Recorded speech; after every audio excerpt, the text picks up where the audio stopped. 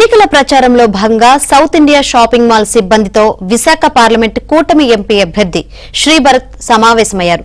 పేదవారు పేదరికంలో ఉండాలన్నదే వైసీపీ ప్రభుత్వ ఉద్దేశమని అన్నారు.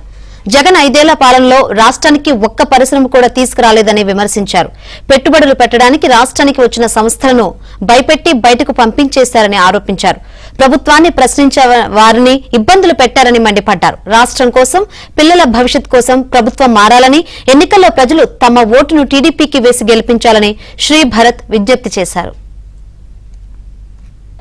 అందరు కష్టపడి పని చేయాలి, రిలాక్స్ అవ్వకూడదు.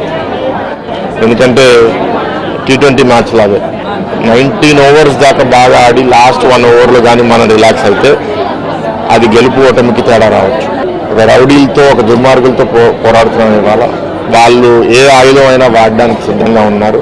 అబద్ధాలు చెప్తారు, నా మీదే ఫేక్ వీడియో మొన్నే చేశారు, మళ్ళీ చేస్తారు, భయపెడతారు, డబ్బులు వాడతారు, కుల మత ప్రాంతాలతో విడదీయడానికి ప్రయత్నిస్తారు. ఇవన్నిటిని ఎదుర్కోవాలి అంటే ఆఖరి నిమిషం దాకా రిలాక్స్ అయ్యే పరిస్థితి అయితే లేదు. 13వ తారీఖు కూడా డిస్టర్బెన్స్ అవ్వకుండా అందరూ వాళ్ళ బూతుల దగ్గర ఉండి పెద్ద సంఖ్యలో నాయకులు ఓటర్లకి ఇన్ఫర్మేషన్ ఏమి ఇబ్బంది లేకుండా వాళ్ళు ఏదైనా ఒకవేళ కొందరిని మేము టచ్ చేయలేకపోయి వాళ్ళ ఓటు ఒక బూత్ నుంచి ఇంకో బూత్కి మారుంటే వాళ్ళకి వెంటనే ఇన్ఫర్మేషన్ ఇచ్చి వాళ్ళందరూ వాళ్ళ ఓటు హక్కు వినియోగించే విధానంగా అందరూ పనిచేయాలని కోరుకుంటున్నారు.